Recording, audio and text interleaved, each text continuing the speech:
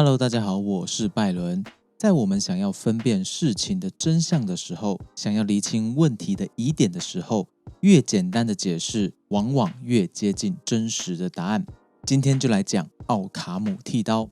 奥卡姆剃刀不是真的剃刀哦，它是一个解决问题的逻辑，解决问题的思考方式。据说是出自英格兰逻辑学家威廉，而他的原文叫做 William of Ockham。这个就是奥卡姆剃刀它的名字的由来。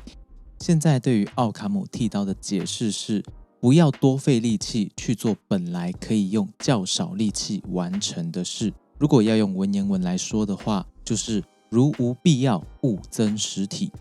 正如字面意思哦，概念也好，实体也好，如果不是必须要增加什么东西，那么就不要去增加什么东西。就像我们在探讨一件事情的时候，如果不能够去验证我们探讨的主题对象它的正确性或真实性，那么就不要浪费时间去讨论这一个对象。比方说超然的存在它存不存在，像这样的问题就不适合在讨论的时候拿出来讲，因为你没办法去证明它是不是真的，它是不是假的。或者我们常常听到人家讲善有善报，恶有恶报，不是不报，时候未到。你相信这句话吗？你相信这个逻辑吗？你要怎么样去证明它是真的？怎么样去证明它是假的呢？我们在讨论想法、分辨事情的时候，如果套用这样的逻辑来做我们的决定，来做我们的推断，那只能说我们相信这样的逻辑是真的，我们相信它存在，它可以用。但这样讨论出来的结论往往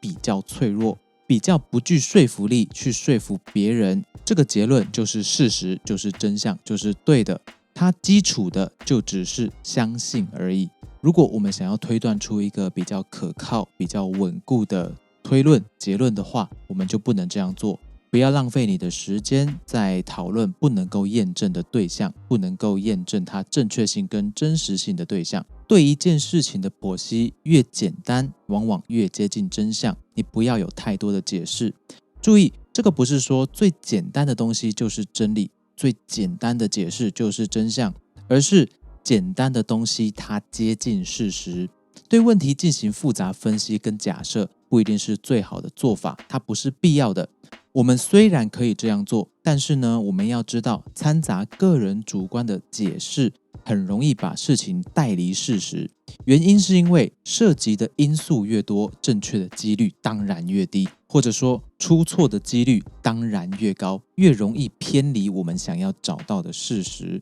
相对的，讨论跟论述所涉及的因素越少，越接近事实它本来的样子。除非这些解释跟假设是根据事实，是经得起考验的推论，或者你是为了要分辨你假定的事实是否正确，而提出这些假设来验证你的说法是不是正确。所以解决问题的时候，如果不是必须这样做，必须增加这些东西，则我们不应该引入多余的假设、多余的主观判断、多余的变量或外来因素，把事情搞得很复杂、很难懂，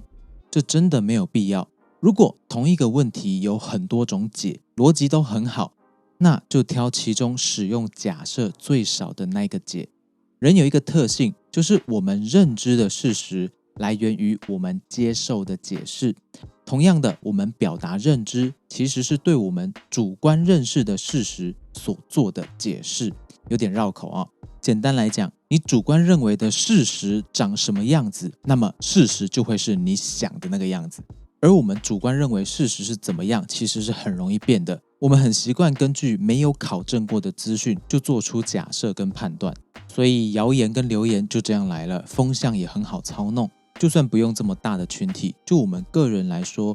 我们也会把事情往某个方向去解释，这很可能也是因为我们自己希望事情的真相就是那个方向，所以不自觉的加上一些主观假设或解释，加上一些预设条件，把事情解释成我们想要的样子。生活中有很多这样的例子哦，比方说谁带着微笑多看你一眼，你就假设对方好像喜欢你，好像对你有兴趣，或者是我自己身上是不是有什么很奇怪的地方，我拉链没拉吗？但我们只能够确定对方微笑看了你一眼，就这样，没有其他的。又比方说今天韭菜们看中某一只股票，可能是听来的，可能是找到的，看多的时候，所有的指标都能够解释成多头或准备下一波起飞。看空的时候，怎么看怎么听都像是压力跟假反弹。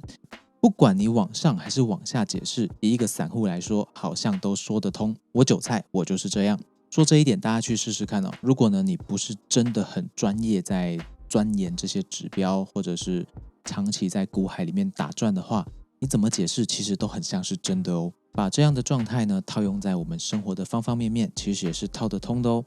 虽然呢事实不一定都是简单的，要严谨的理解状况，也需要大量推测跟假设。但再说一次，前提是我们的这些假设必须根据事实，要排除主观的因素，有多少证据就说多少话，在根据事实的基础上，谨慎的增加解释。毫无根据的臆测，对于解决问题和了解事实，和取得一个有意义的结论，通常没有帮助，只是消耗我们的时间心力，徒增误会跟烦恼而已。所以呢，带上这把剃刀，判断资讯的时候，根据事实、根据证据做谨慎的假设，尽量排除主观解释、预设框架，这样呢，可以帮助我们自己迅速了解客观事实有哪些，而且更有效的解决该解决的问题有哪些。祝你练就分辨真实的火眼金睛，希望这期对你有一点点的帮助。我是 Byron， 记得3点订阅留言，我们下次见喽。